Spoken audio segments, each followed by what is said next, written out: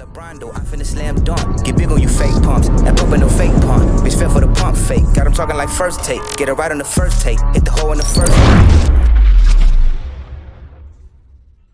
Yeah, bro. Last night, one of my friends asked me too if I thought you was a better podcaster than me, and I told them I said yeah, I definitely think Maine is more consistent and got a great niche. And he was mad as fuck at me. He was like, "Nigga, that ain't the Slim I know, nigga. You supposed to be like, fuck that nigga." And I had to explain to him like, bro, I'm 34 years old. I'm not the Slim you remember, bro. Like, you probably right. When I was like 14 or 15, I probably would have said, fuck that nigga. I'm way better than that nigga. But nigga, as a grown-ass man, you supposed to grow. You know what I'm saying? And like, nigga, and on top of that, because I went into a deeper topic with it, just basically about support. And I was like, bro, that's where a lot of people fuck up at, is they think just because y'all both do the same thing, y'all supposed to fucking hate each other. Like, nigga, fucking Michael Jordan and goddamn Charles Barkley, just because they goddamn face each other in the finals don't mean they gotta hate each other. Right. You still can respect each other's game and coexist. And y'all actually can come together and do some great shit. Like, shit, Michael Jordan, the reason why Charles Barkley got a great shoe deal. You know what I'm saying? And they work together with that. Yeah, but you got the iron sharpen iron thing too. Like, I feel like sometimes you only gonna be as good as like the competition around you. So if everybody else is good, it just keep you on your toes to get better and get better and get better. Mm-hmm. If you feel like you're better than everybody, you know what I'm saying, then it's like you bound to like just stay stagnant for a long time. I feel like it's even new podcasts that I be feeling like, damn, like Brandon, he had a run when he was like being super consistent. I admired it. Yeah. Like at the time you asked me something about that, I'm gonna say something good about him. Whether you say somebody better or not, that's all subjective. I don't really care, but I be like in the moment, like what's somebody doing right now that's gonna push me to get better. So then you start being better and you start doing more. I think it's just weird that your friend be asking you some weird questions about other podcasts. And I don't know, like why they always questioning you about other podcasts. I don't know, bro. I don't know. I think they think goddamn I'm just supposed to be this tough guy, or like this super competitive person like I was when I was younger. You know what I'm saying? And I'm just not that person no more. Not saying I'm not competitive no more. It's just that when it comes to things like that, like I don't think it needs to be no competition involved in this, because I even broke it down a little deeper with them, and I was talking about how all this is art and it's just subjective, and you basically run your own race. I ain't trying to get into my Nipsey Hussle bag, but you run your own race. Like, the worst thing you can do is be like, all right, I got more views than this nigga, I'm good, I can take a month off. Like, no, nigga, this is your race. Not even to I ain't gonna say names like that, but we've seen that before. It's that was somebody's thing to go to, and it's like you do that, and then okay, you beat that goal, now what? Okay, now you got more than this. You got more than this in the person. Now what? Like I just speak about all podcasters from the area, whatever. You got like a radio account where they went viral a few times. Mm-hmm. It's like, yeah, you go viral, and I'm always gonna be commended for going viral because I know they like to do that. And but at the same time, it's like, okay, what did we learn from here? We went viral, now what? You know what I'm saying? Because you went viral, what opportunities did we seize from that? Did we take from that? Did we use to make our channel better? You know, because you go viral. Not saying this is them, but if you go viral, one time or 3-4 times, and then you drop next week and you, I don't know, do 16 views and like that, like, was the viral worth it? And did you really capitalize on that viralness? You know what I'm saying? I'm going to be honest, bro. You the person that helped me with that. Because, when I first started podcasting, I was chasing that shit like a motherfucker. Like, every single video I did, I was chasing that shit. Yeah. And the more and more I start recording with you and being around you, I realized, like, because I had videos that popped and, like, not do no millions and shit, but I had videos that did, a couple thousand. And I was like, this shit don't really do nothing.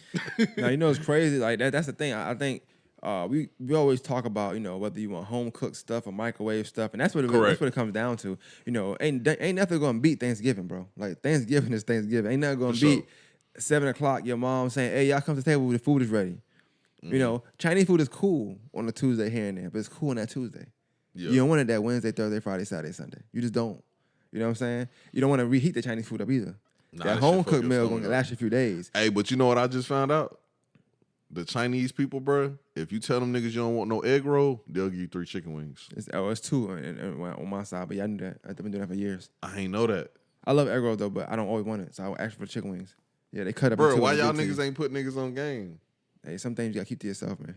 I share podcast game. I don't share food stuff.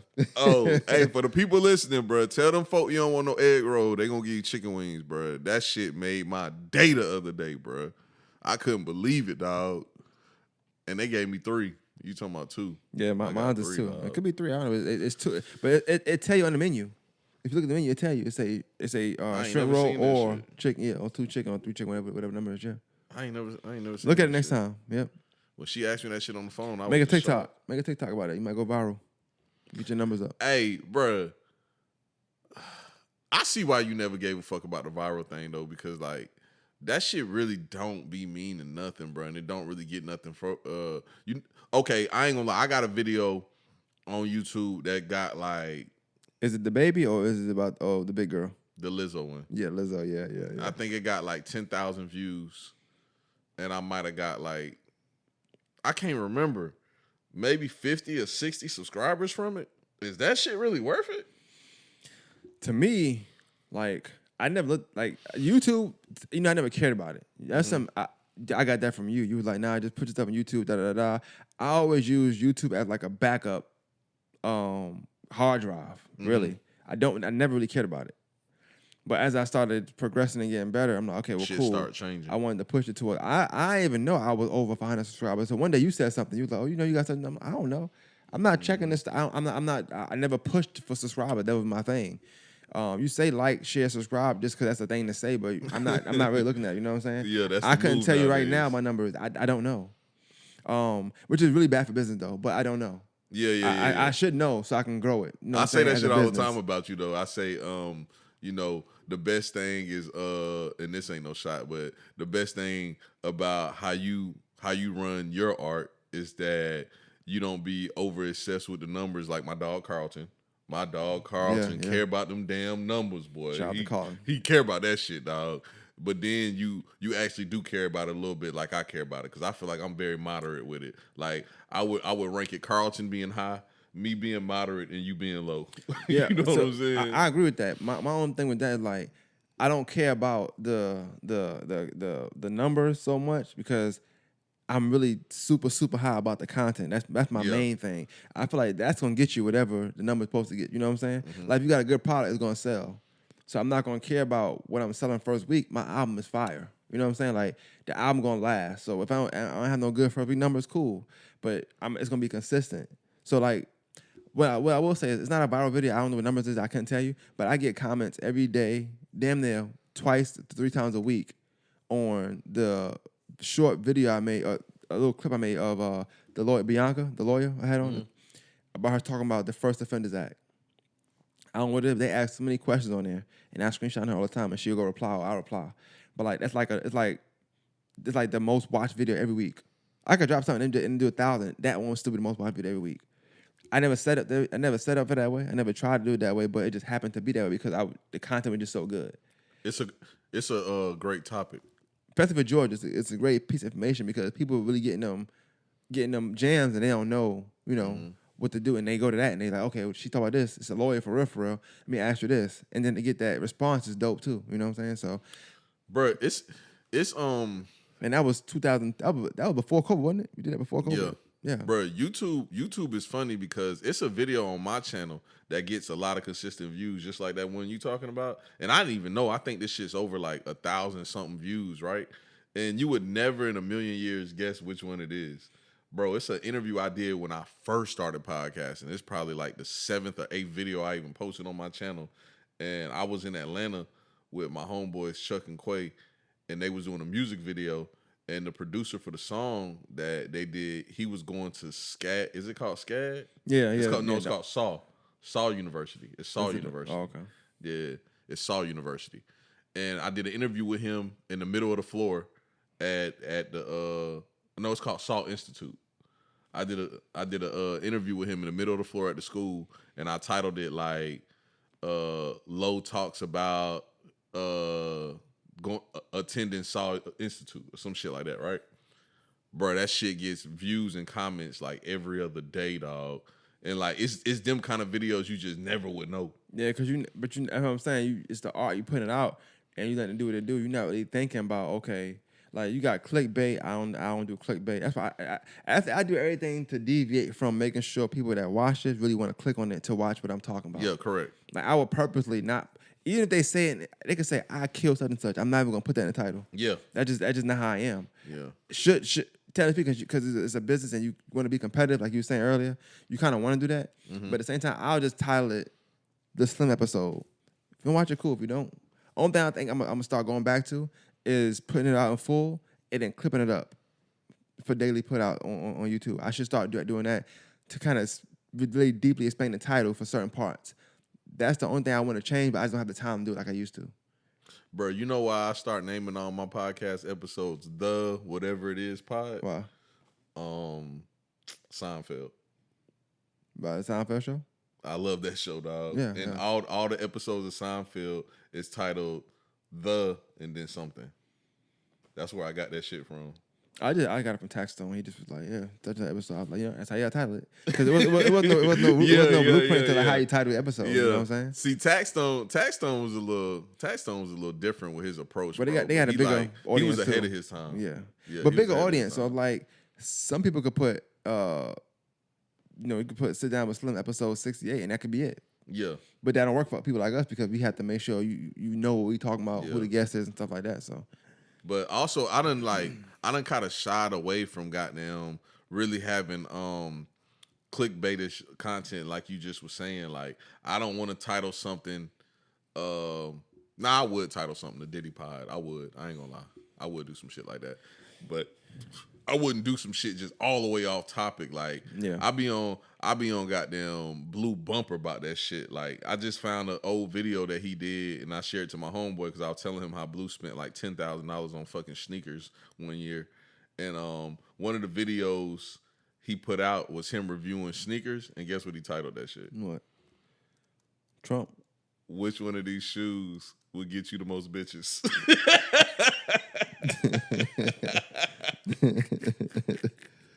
Bro, tell me that shit ain't crazy, bro. But so like, cause you know how I feel. But I'll say this. I think a lot of people that's in the art form, you can tell where their care is for the art and their content, their titling, and just their approach to putting out material. I'll say that. That's the easiest way to get over saying certain things that, in detail. But I think you could tell. And I'm not saying that people don't be caring, but they don't care as much as the next person care about the art. Like they I want to talk about accountability a little bit too, bro. That's the first topic I really wanted to get into. I seen you post something about accountability. Yeah. Why don't you read that post? I ain't That's trying to what I'm tell you about to how to do. I'm sorry. I'm No. I was gonna do that anyway, bro. Because it's two of them. I thought that was a dope. It was for me because I know you. It was dope, but it also was like weird to wake up to. I'm like, who you talking about? You know what I'm saying? You know what I mean? I'm like, cause I know you, so I'm like, damn, who you talking about? But I'm not saying you can't think like that on your own. But most time we think like that is usually a situation we done fully assessed and came up with an assessment, and like that's just our assessment at that point. You want to know the truth, or you want me? Can I tell you a lie?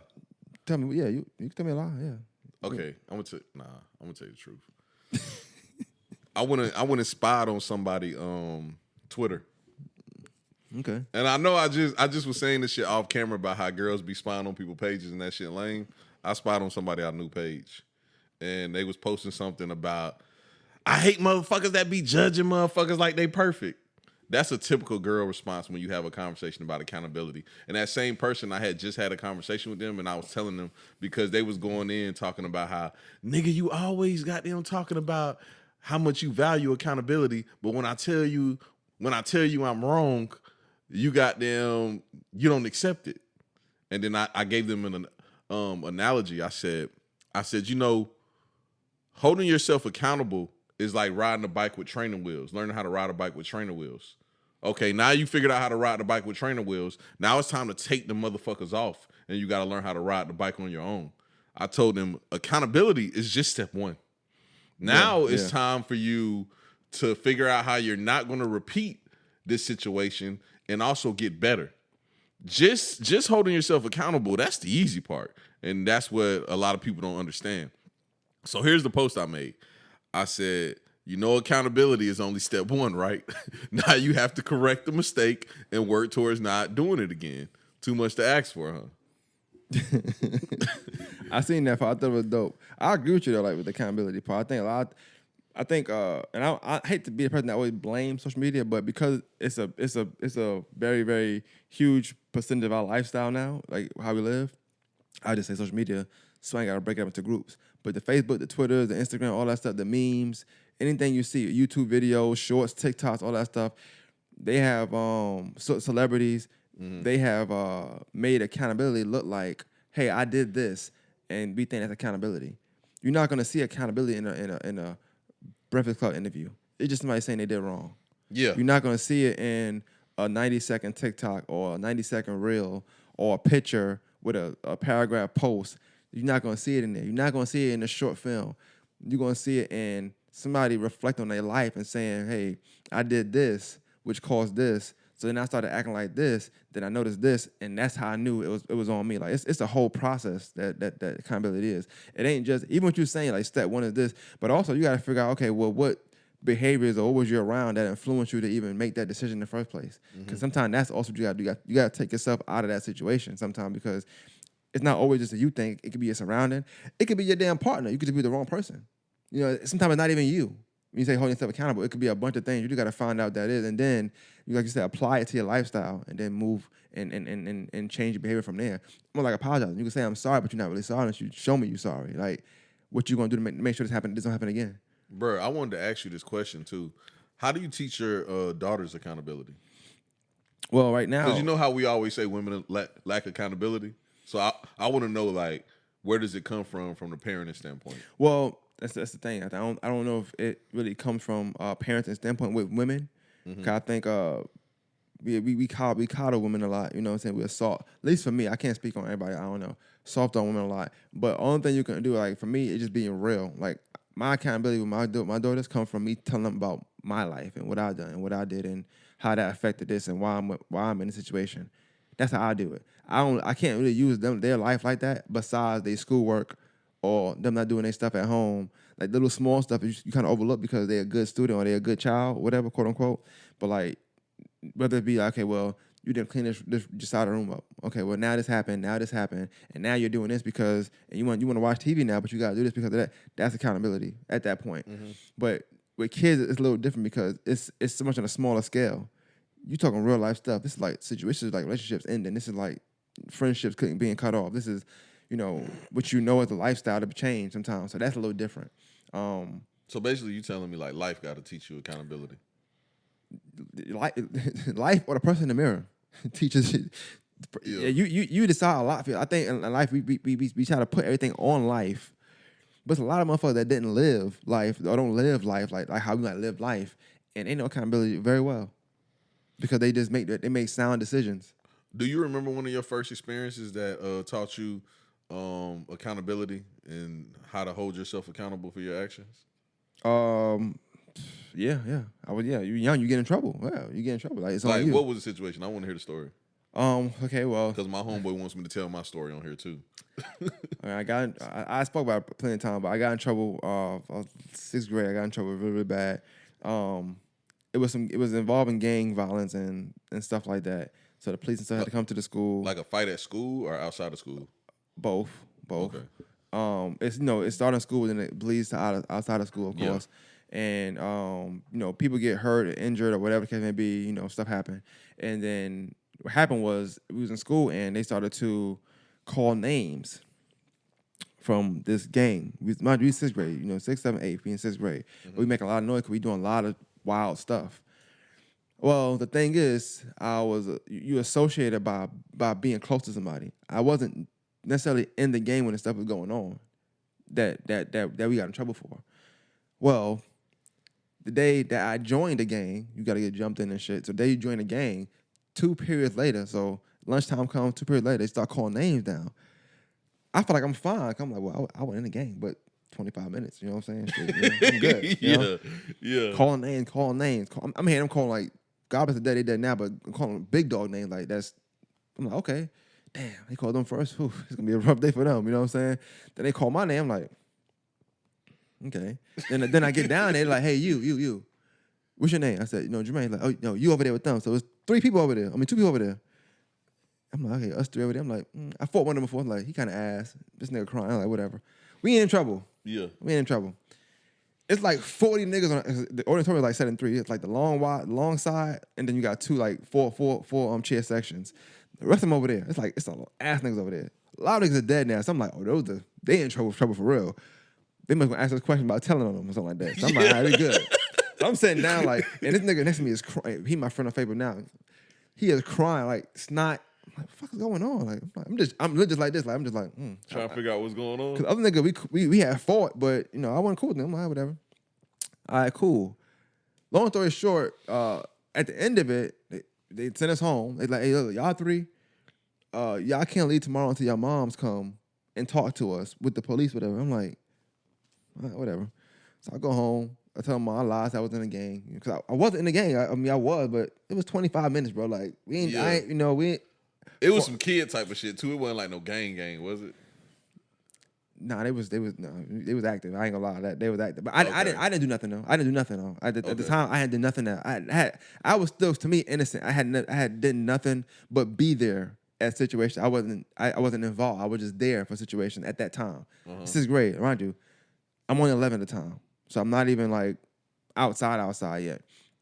But so what happens is we go to school the next day, and they have this little speech, say no more gangs, cool. Everybody go back to class. I'm walking back to class, like cool. Like you Jermaine, right? Like yeah, you come in. I'm like, the fuck did I should have kept walking. To the day I don't know why I didn't keep walking, but I didn't keep walking. We go to the back, and there's three of them out there. It's a guy, his name Marcel. He started reading the paper.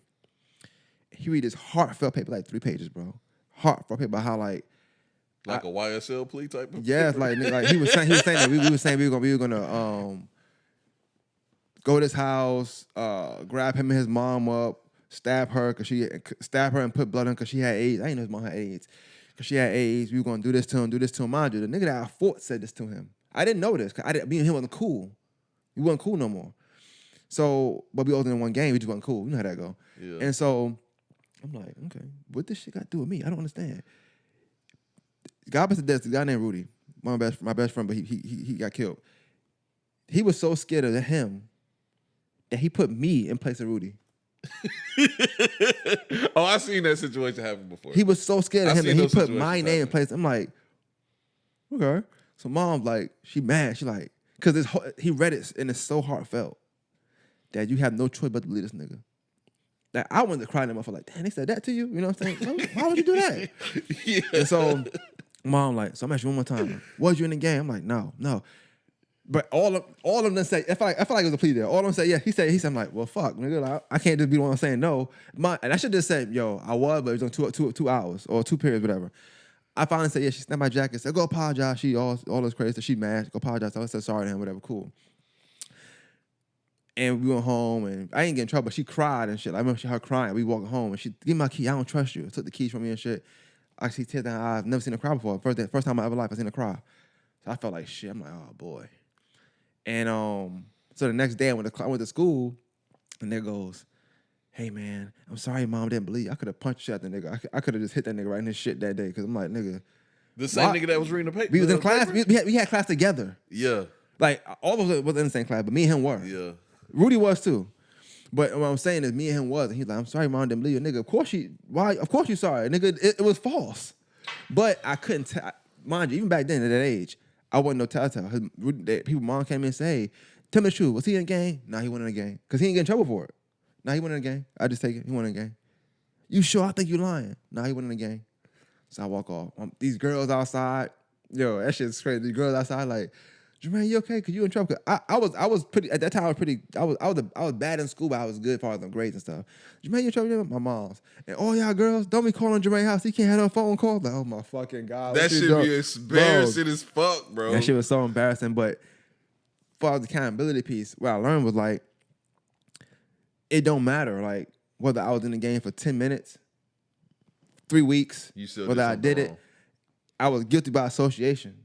So I had to have myself accountable. I couldn't get mad at the nigga, even though I got my get back, but I couldn't get mad at the nigga because he only associated me with him because I was around him. Mm-hmm. So my thing was, if you're gonna be around it, you gotta take whatever come with that. And that's how I held myself accountable. And up until a certain point, I like how you if I was around it, then I'm in it. That's it. I could, brother, me and you we friends, yeah, but I'm not on what you on, but I'm with you. So I gotta be on what you on. And I realize, so that's why when you see me now, you see I do stuff by myself. I'm by myself all the time, regardless of what, because I feel like. Not necessarily, because if you cheating on your girl, I don't cheat. Well, I don't cheat on my girl. That's the first thing. But, okay. But I'm just making it to be known. No, you being funny, but you being funny, shit you got going on, but no, I'm saying, like, birds of a feather. I believe that, you know what I'm saying, to an extent. But I don't hang out. We pod stuff. We do work together. We don't go to the club together. We don't do none of that. I don't live that lifestyle. Oh, I'm done clubbing.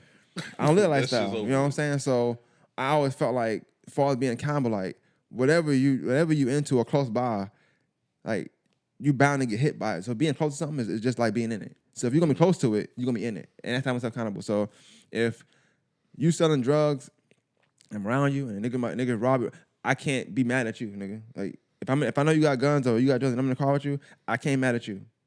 I can't. Like I hold myself accountable because I know what type of stuff you into, and I'm around you. And so for my rest of my life, that's how I live my life. Like either 2 feet in, or you're not in it. Like you can't play. And I just went from there. Damn, that's a good ass story. I ain't think you was gonna tell a story that good. I tried, man. I'm sorry. That's a good one, bro. Yeah. I ain't gonna lie.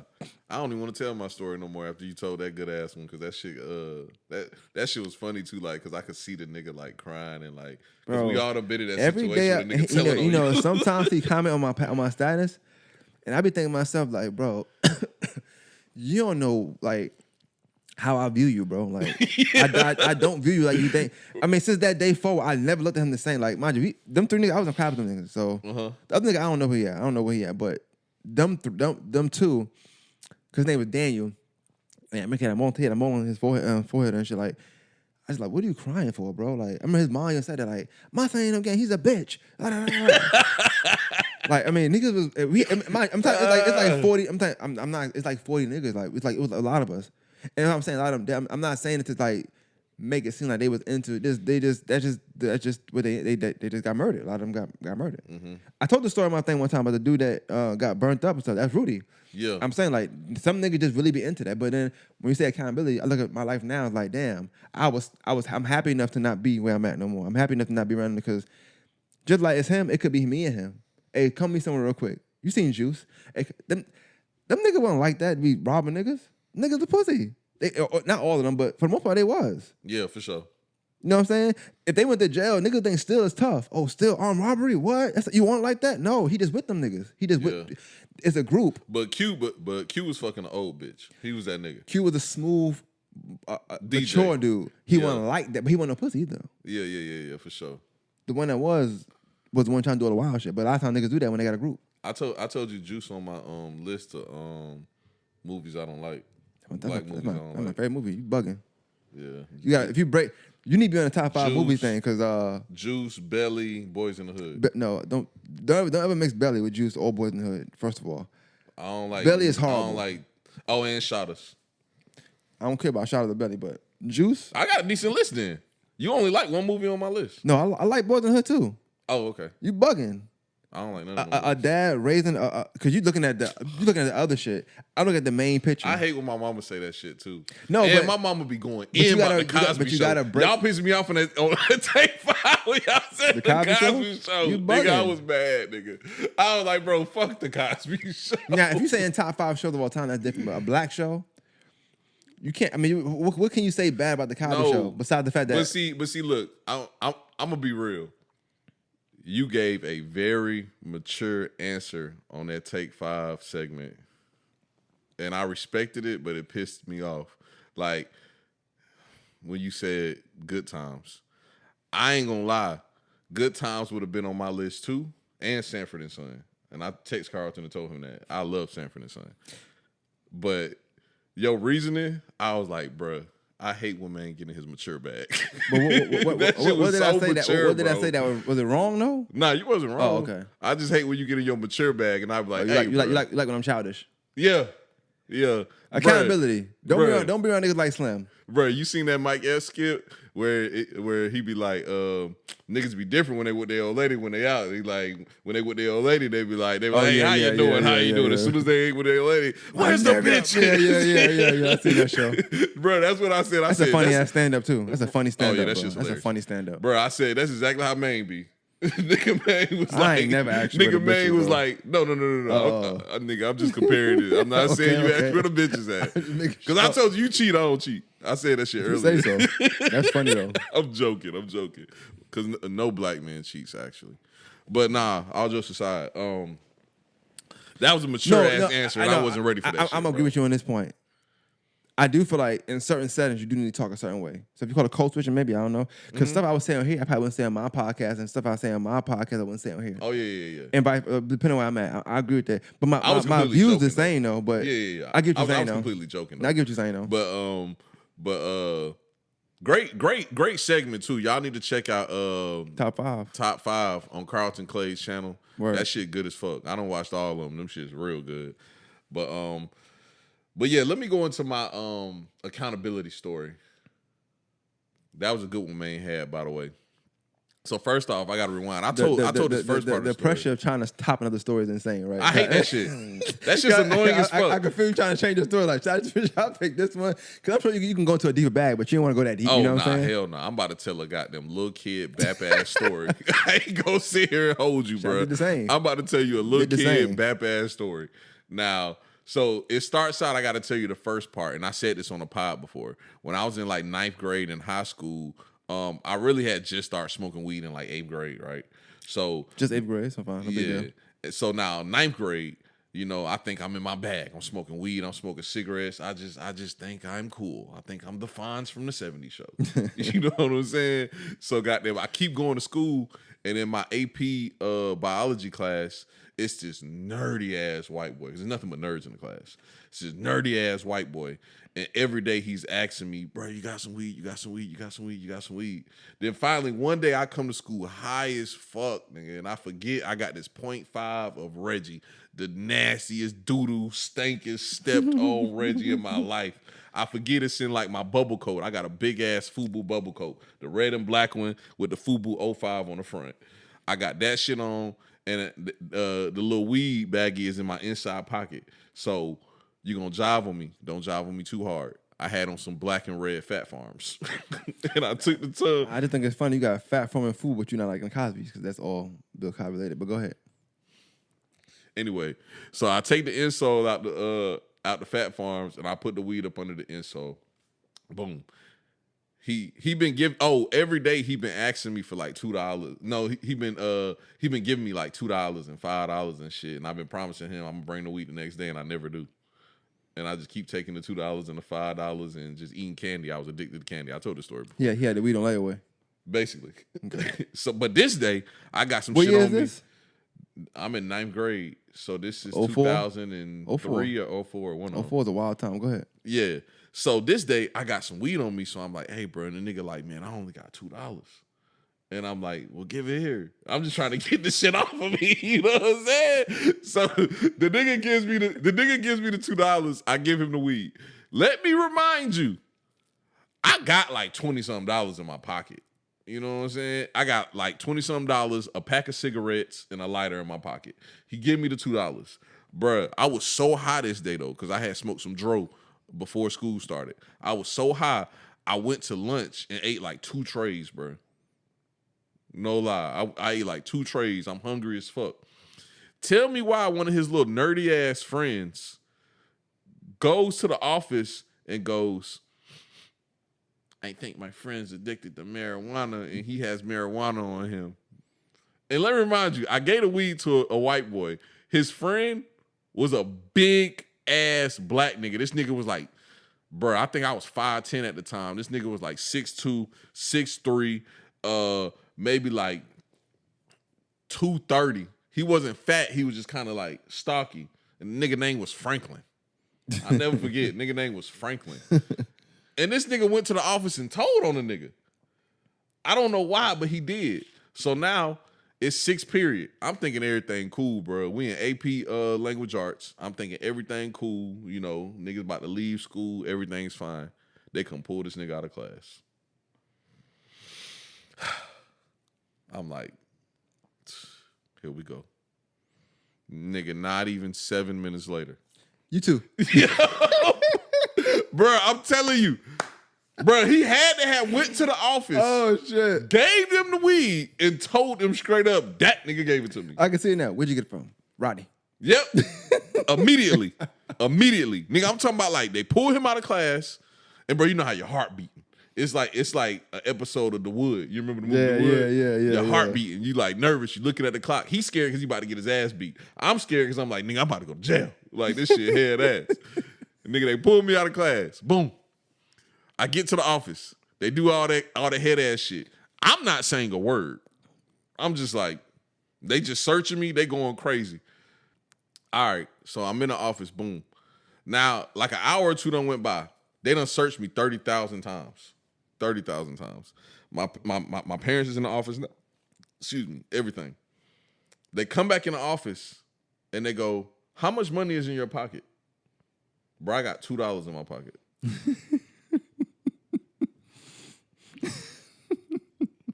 They go, he said he brought the weed for $2. You got $2 in your pocket.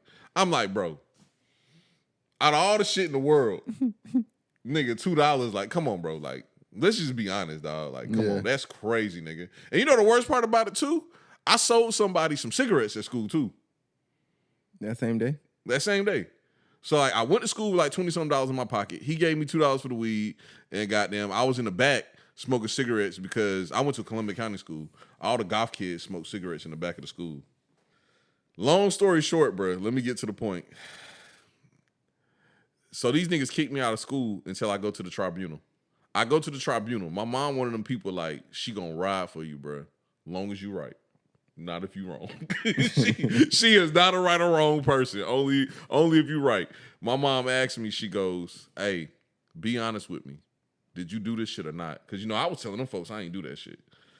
And, bro, that's the only time I ever lied to my mom in my life, bro. I said, I did not do that shit. And I said that shit with a straight face, and my mama went in that courtroom, and she got them cussed them white folks out. She cussed every last one of their asses out, told them they was racist. She told them that we come from nothing. Don't nobody in our family got a fucking college degree, and they trying to stop me from getting one. Because at the time, my mama ain't had no college degree neither. And now, to this day, me and my mom the only people in our families with a college degree. Our whole entire family. So, nigga, she cussed them folks out, nigga. Y'all trying to stop my baby from being the first kid in a family with a college degree. Y'all motherfuckers racist as fuck. I can't stand you motherfuckers. I live in the same neighborhoods as y'all. Just going in, bro. And I ain't tell my mama the truth till I got grown, too. I'm going to keep it a bean with you. I'm a bitch ass nigga. I didn't tell the truth till I got grown. The irony is, in my story, I told mom that like 2 months ago. My birthday. The truth? I told my mom, yeah, my birthday just passed. Oh, that's crazy. I just told him that. I think I told my mama like 2-3 years ago, and she ain't stopped talking about it since. She brings it up every single day. Yeah, she crazy, finds man. a way. All right, so now let me fast forward. This happened when I was in 9th grade. Now I'm a senior in high school. I'm skipping school every day. Nigga, and I'm fucking up bad, nigga. And let me remind you, I just lied to my mama and told her I ain't do that shit. And I've been selling drugs the whole time. So now this is my first time going to jail, and I really get caught. Oh yeah, senior, yeah. Yeah, I'm a senior in high school. I'm 17 years old. It's my first time going to jail, and goddamn, I get in jail. Before I go to jail, I had this issue where I kept getting kicked out of school. I didn't even go to school that much. I went to school like once or twice a week. Every single time I went to school, I got kicked out of school. I got in trouble for some dumb shit, and I kept thinking it was the teacher's fault.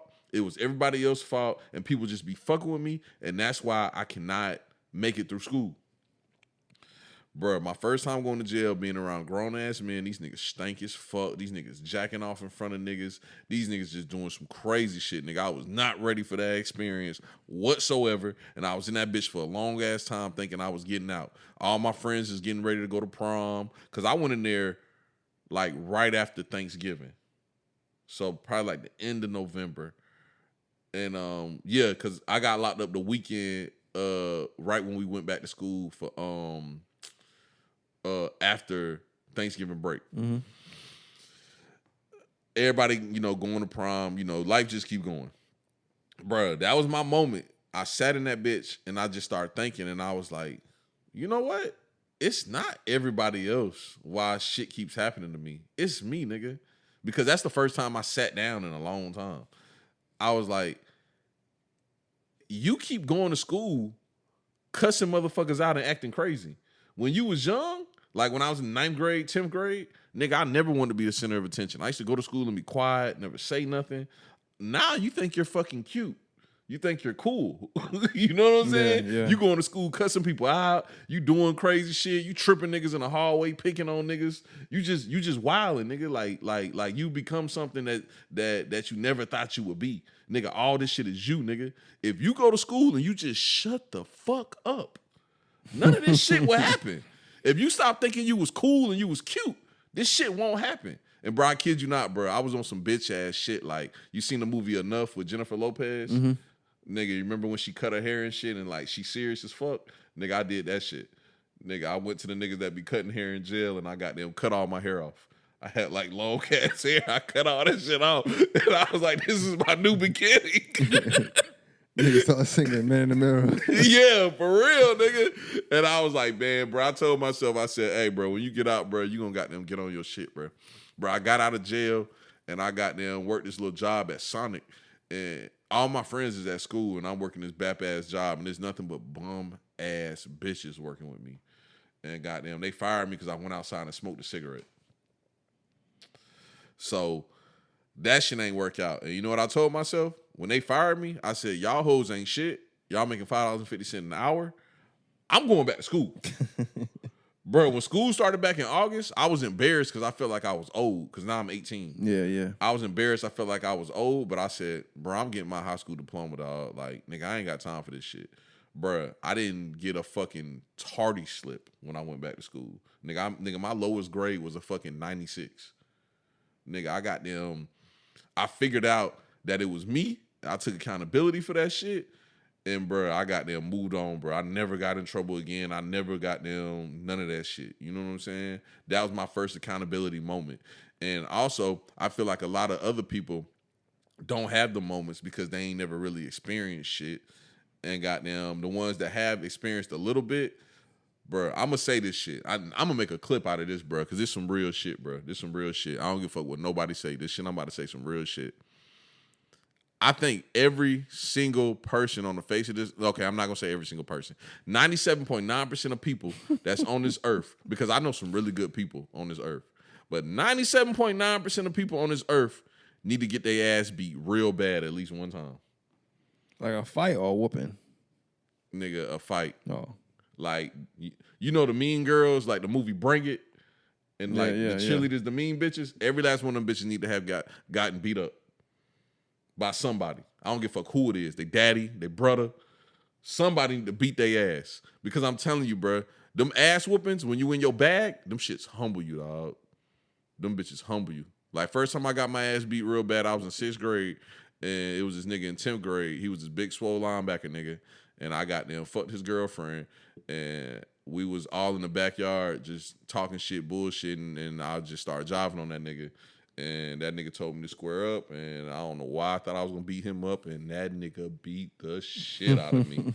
That nigga beat my ass so bad. It was one of them ass whoopings where like I was laying on the ground trying to get up, and I was just like hoping and praying this shit'll hurry up and end. You know what I'm saying? I was like, bro, please, bro. Nigga, I went home, and I was sitting on the toilet, bleeding like a motherfucker. It was just blood going all over the floor. And I said, you know what? I think I'm gonna shut the fuck up next time. That's funny. You know what I'm saying? Yeah, you right. I think I'm gonna shut up next time. Nigga, next time I got into it with a nigga that was twice my size, he was in high school and I was goddamn in 6th grade, I shut the fuck up. Yeah. I said, you know what? You a lame man nigga, you got it.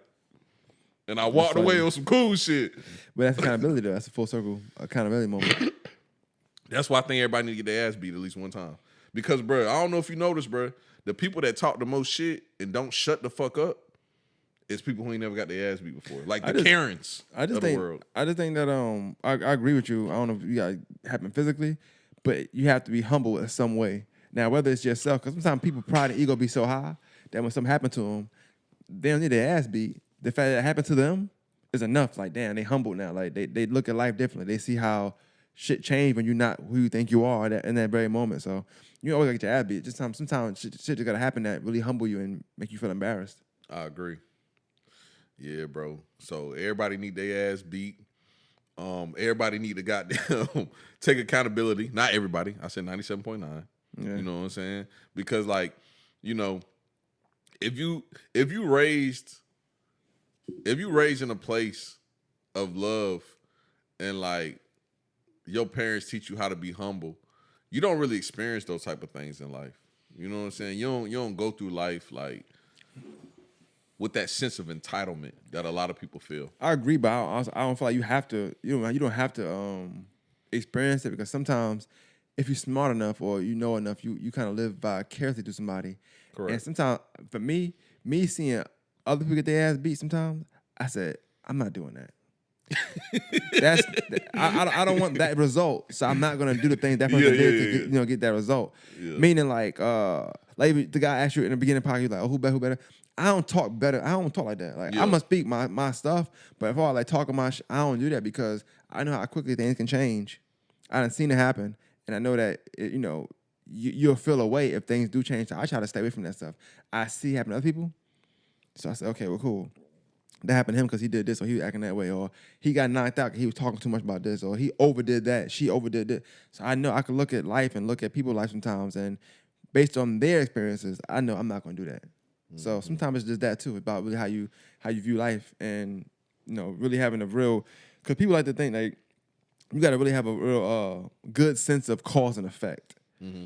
But it got to be, when I say good, it got to be accurate, because what you think the cause and effect was might not be what the cause was. The effect is the effect. They got to ask, well, cool, what caused it? Oh, it's because this. No, that's not what happened. They got to ask because of that. Yeah, I got you. You gotta have a good handle on what the actual cause, the root cause. Root cause is really important when you think about accountability. What's the root cause of this? Okay, yeah, I was around such and such. Okay, well, why? You gotta keep asking more questions, and then ask, was it worth it? Is it needed? Because it's something that's like somebody's in jail right now doing some time for something they ain't did. They can hold themselves accountable, quote unquote, but it's a possibility that when they get down to the root cause, it's probably no way out from what they were going to do. Bro, you know what's funny about you using that as an example? As soon as you said that, I instantly started thinking about my homeboy in prison. And like, he getting out soon too.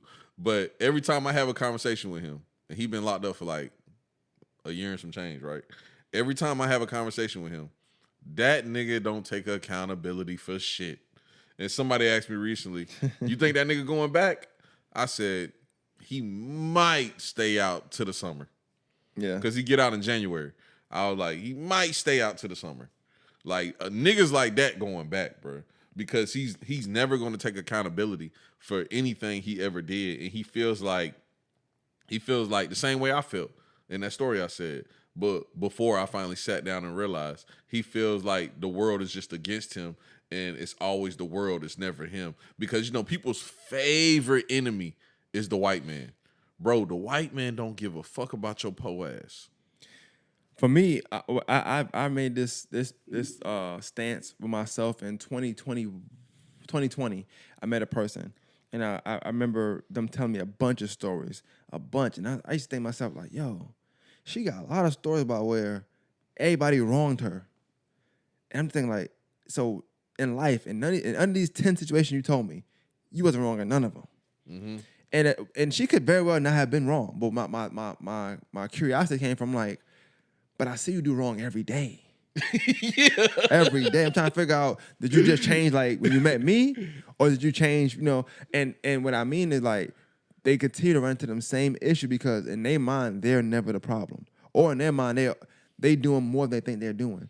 And sometimes, like, you can say accountability all you want. Sometimes it shit don't matter if you ain't got a real sense or control of what reality is. And the reality of it is, a lot of people ain't what they think they are. Ain't who they think they are. Ain't doing the amount of work they think they're doing. Yeah. They're not the person they think they are or the person that they portray to be. They aspire to be, I guess, but they ain't even putting in work to be that person. They want to be motivational. They want to be inspirational. They want to be all these great things, but they're not that person. So they'll move like it. So sometimes you'll see people share memes and it piss you off because like, bro, that's not even you. Fuck are you sharing that for? Not that I'm mad at you. I ain't gonna lie, dog. But it don't apply to The you. most lying, stealingest, conniving niggas that I ever met in my life be posting positive memes every day. I'm all for it if you're trying to be on a positive vibe. But when you add your commentary to it, making it seem like this is you, that's gonna piss me off. I don't like that. Just shit, share with nothing. This way I won't know nothing. Share it with nothing. Yeah. I don't know. Once you Yeah. share it, and you be like, I be trying to. I be trying to tell what? Tell who? What Ayo did? Like, no, it's not. Just come on, no, don't play. Don't play. Yeah. Like, because then you have me come out of my closet. I don't want to do that. I don't like that. I don't like that at all. I really be wanting to expose them type of people, bro. Like, You know what though? You say that, but when you talk about accountability, I learned that ain't my place, bro. Like that ain't my place. Cause you do that, and then like, if I do it for one, I gotta do it for everybody at that point. And I don't want to be the exposer. I only expose people when they play with me. If you take it personal with me, then I'm gonna go at you. But other than that, that ain't my place. I got to tell you some shit that happened recently, and I want to say it on the pod. And It don't involve me do it. No. Okay. And you're gonna be like, Slim, I don't know why you picked to talk about this on the pod, but I got to, bro. Like, go ahead. As long as it involve me, I don't care. Bro, this nigga OG Trip pissed me the fuck off on Facebook, bro. Oh, This yeah, I seen nigga that. pissed me off, bro. And I might make a clip out of this too, just to show this nigga he pissed me off. I fuck with Trip too, but goddamn, this shit he did piss me off. I do too, honestly. Like, I do. I like him. I think I was in my feelings a little bit about that Durk shit. You're a big fan. You sometimes you can't. I was in my You're a big feelings. fan. You're a fan. And I was waiting on Dorian to goddamn make a post. He And did. He did. Yeah. He did. You know He tagged what you. I'm He tagged saying? He did. And goddamn, I knew he was gonna do it, so I wasn't mad. But then I got mad when he did it. I ain't You gonna know lie. what I'm saying? I do like Trip. I do like Trip response to you. That shit was funny to me. It was funny to me. That was funny. But I understood It was why. funny. But it was funny to me because It was if you funny. know him, that's his personality. Like nigga, so you know. Yeah. But It go was ahead, funny. but go ahead. I ain't gonna lie. His response was funny. Nigga said, "Why you care, nigga?" What the Yeah. fuck? But my response that I typed and deleted was way funnier. I didn't see that. Yeah. Oh, no. I typed it and I didn't post it. I said, you know what? Because he went live. It and I ain't said, that I'ma just deep, get you know on what I'm his saying? live. Like, yeah. 'cause y'all know each other. And I didn't want him to think like I was on some beef shit with him. So Yeah. that's why I didn't respond to it. Because I was like, bro, I don't want this nigga thinking like this some beef type of shit. Like, I just disagree with what you're doing right now. This ain't no beef type of shit. And I told him that when he went live, I was on his live, and I was just writing him. But this is what happened. So Durk got he got a federal indictment for a murder for hire, and the internet just ran with a whole bunch of crazy ass lies talking Takes, about yeah. somebody from his camp was wearing a wire for X amount of years and just all kind of shit that wasn't true. And then everybody, the Facebook policemen, that's what I call them, Facebook policemen. They just start going crazy talking about all kind of crazy ass shit. And my nigga Trip had made a post.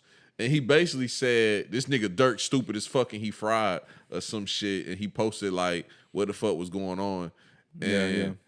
all I said back was, all I commented was, I think he said, "Why you think it's funny?" or something like that. oh, yeah. I said, why you think this funny? Because he had like laughing emojis and LOL and that type of shit in the post. And that nigga said, nigga, why you care? Which is funny. I ain't gonna lie. That shit is funny. No, it's not as funny. It's just it's a valid question. Yeah. So now let me tell you why I care. The reason why I care is don't nothing piss me off more than niggas that be talking that street shit, but then be laughing when a nigga get locked up. I thought you was a street nigga. Nigga, I done heard X amount of songs with you being a street nigga. And I done heard goddamn post after post with you talking about the code and talking about streets and all that type of shit. I never in my life heard niggas thinking it was funny for other niggas to get locked up. That's in the streets. Never in my life heard that. Never. That's the only reason why I cared. Is because I thought you was a street nigga. Gang, gang. Now I agree, but I'm gonna shoot him something only because I don't know. I can't speak for him, but I do feel like he is. It looks like from what I've seen now, he's pushing to make his internet presence a little more heavy, and I think he was just doing it just to kind of garner attention. Like, I'm gonna be first to do it. Yeah. I don't think it was like, oh, this is funny to me. Let me go ahead and do this. I think it was more so like, let me bring traction to my page. I could be wrong though. Nah, I think so also. I think you're right. And I also think that So I agree. I agree both. I don't think he's wrong, but I also don't think you're wrong for feeling how you felt. Yeah. I think it's ways to get that kind of attention to your page.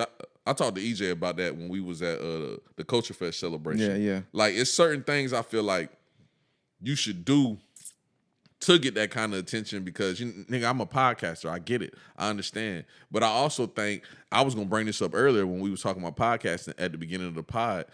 I feel like it's just some form of etiquette everybody should have when it comes to this internet shit. And a lot of people be lacking it.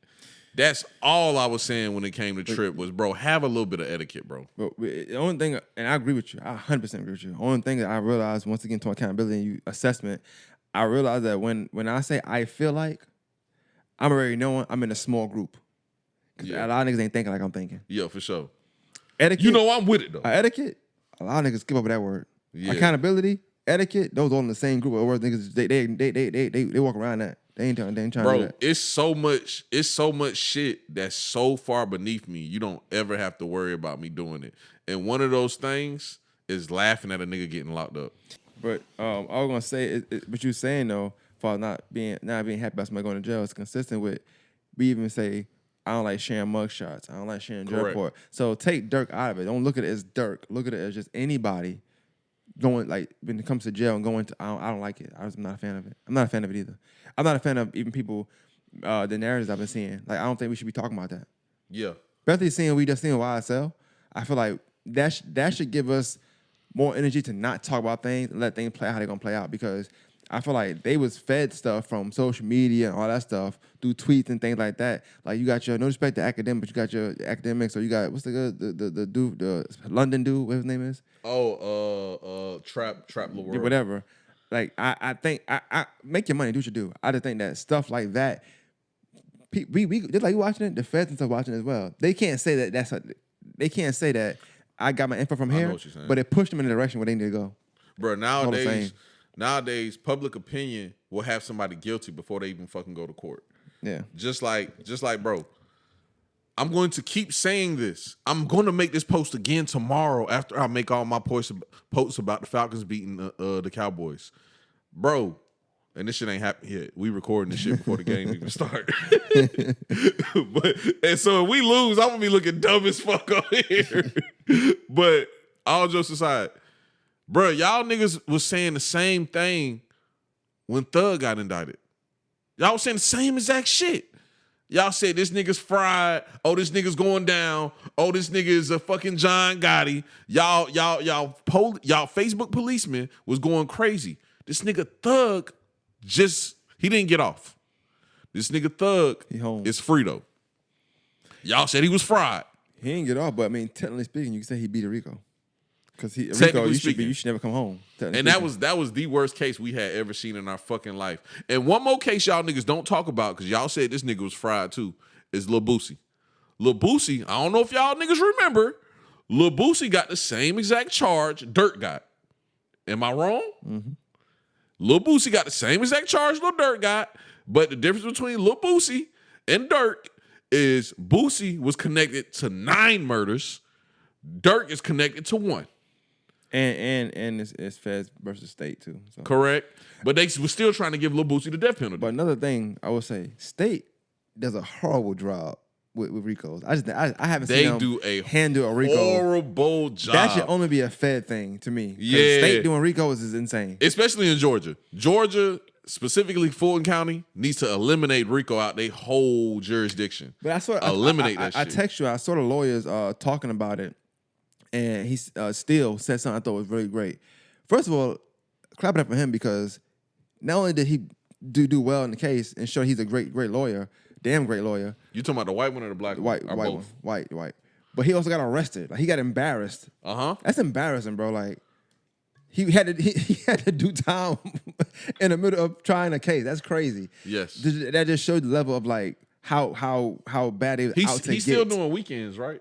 Apparently, I don't know. I haven't, but I haven't heard. I think he's still doing weekends. But I was saying, he said I thought it was good. He's like, a lot of times in Ricos, and I know why I was made back for the mafia, when you couldn't touch one, but you connecting other things. Like, hey, just do conspiracy, call it a day. Yeah, it's just a conspiracy case. But a lot of times I feel like in a Rico, that's just a thing you're doing. You getting the real people that has done real bad stuff to get off, to get one person you think has done something.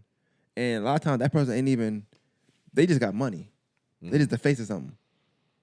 Sometimes, you know what I'm saying? But you'll risk really keeping the bad and really harmful and dangerous motherfuckers on free to get that one person. That's the whole opposite of like, that's like having all your eggs in one basket. It don't make sense to me. Yeah. This is a good case. The thug one. I mean the Durk one. This is a good case. You should have Bianca on to talk about. Because I would like to hear her talk about it, because all the Facebook policemen is going crazy talking about, oh, Durk is fried because you don't have to have much evidence for a conspiracy case. And I know for a fact that's not true. So I would love to hear Bianca talk about some shit like that, because I know she knows that shit isn't true. Yeah. Like, bro, when it comes to the murder for hire or putting a hit out on somebody, you have to have a direct transaction of money. And there is no direct transaction of money. You have a business card that people are saying was used to fly out some hitters to California. Because I don't know if the people listening know, but they're basically trying to say that Durk put a hit out on Quando Rondo in that situation where his homeboy died and he was on the news. No! Yeah. And I ain't gonna lie, we thought that shit was funny at the time. That shit ain't funny no more. I never thought it was funny. I don't know why.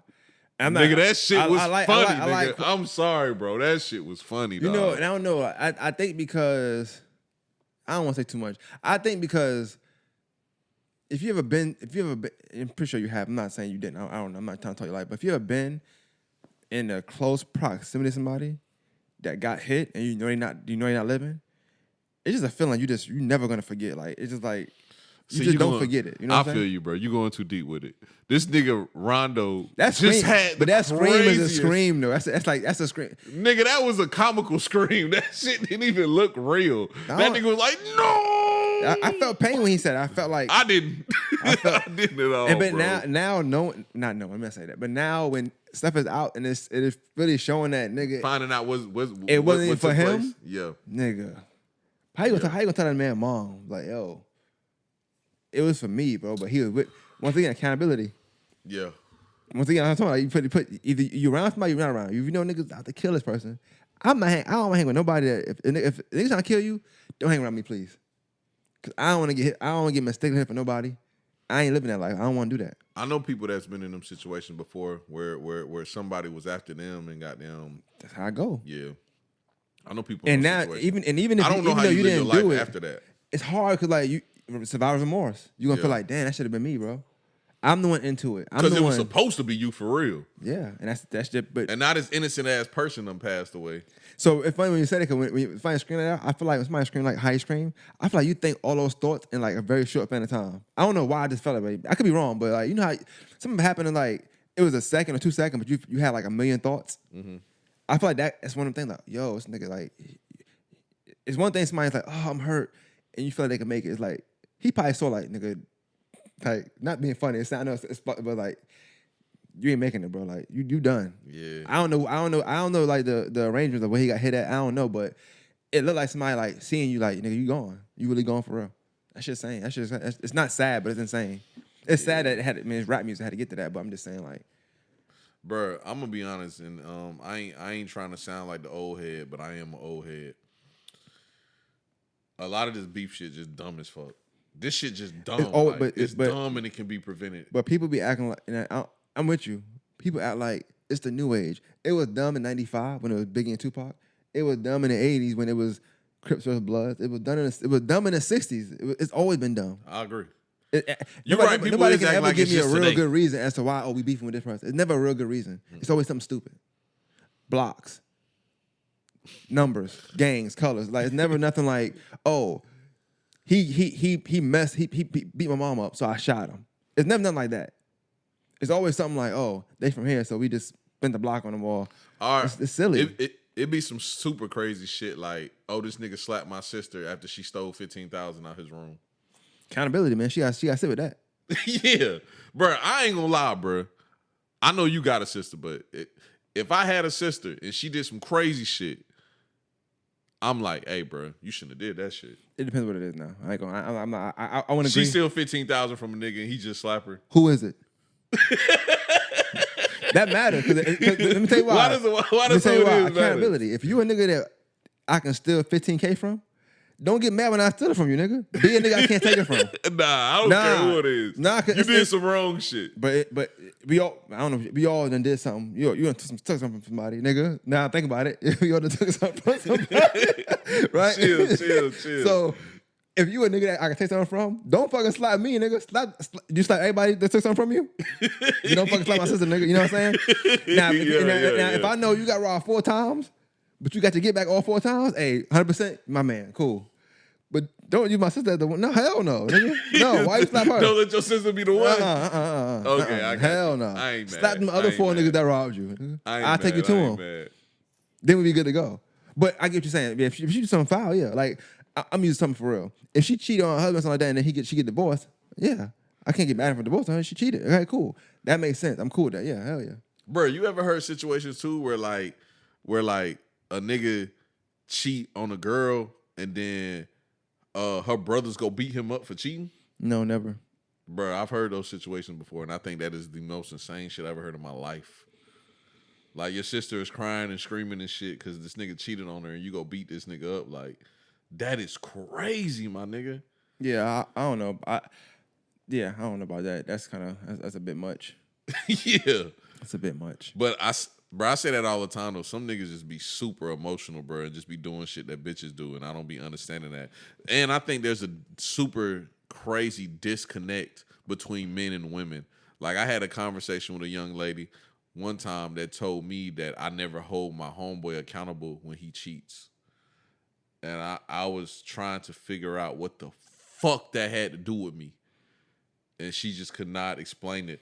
So, in addition to what you're saying, I've been seeing this meme go around as far as like people saying like kind of like you said, like home kind of for your homeboy cheating, whatever it can be, or like, oh, I stopped talking to my homegirl because she cheated on her husband or her boyfriend. I seen that shit, and so that let me know that you would do something to me. I loved your comment on that shit. You said no one ever. Nobody fucking says that. Yeah, like, okay, you mad at your man or your girl, you go cheat, whatever. I don't know why you mad at them. I know you love them, but I don't know what they did to you or what space you in to do that. Yeah, I'm not thinking you're gonna do something to me. Because we got a whole different relationship bond. That makes no sense to me. But people try to piece things together, and that's why the shit don't fit. You know the women watching this is going to disagree 100% with what you just said. Well, no, they shouldn't, because I want to know, and then send me a screenshot of a woman, telling another woman, hey, look, I know last night we was out doing such and such, but that was foul what you did to such and such because you know that man love you, or you know that he ain't doing this to you, or whatever. Like, women or men, a lot of times, are very seldomly going to be on his or her friend's boyfriend, girlfriend, spouse, whatever, significant other side. Mm-hmm. If you doing foul and you with me and you doing foul, that's just between me and you at that point, I guess. Whether or not I tell you in person, like, you got to chill, whatever. Sometimes that's either here or there, but to really have a whole dissertation saying like you did, nobody's doing that. Nobody's doing that. Well, women feel like that They're us lying. as men should hold our friends accountable for the type things that they do and what they got going on, and that we have enough influence on them to be able to persuade their decisions on life. This is when you got influence, right? It's like this. You out doing something, or your man call you or whatever. Yo, such and such hit me up. Oh, for real? Yeah, man. She talking about going out such and such. Oh, word? Oh, yeah. Could you always like that? What you think? That's when you got influence. What you think? That question. Yeah. What you think? That's your only opportunity.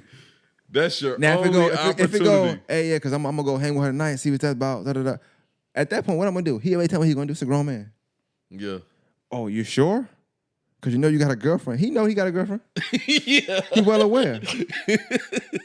He told me last night he was pissing them off. I know they still know each other, yes. Yeah. So I'm not saying I got to push them to do it, like, oh, you should go ahead and do it. No.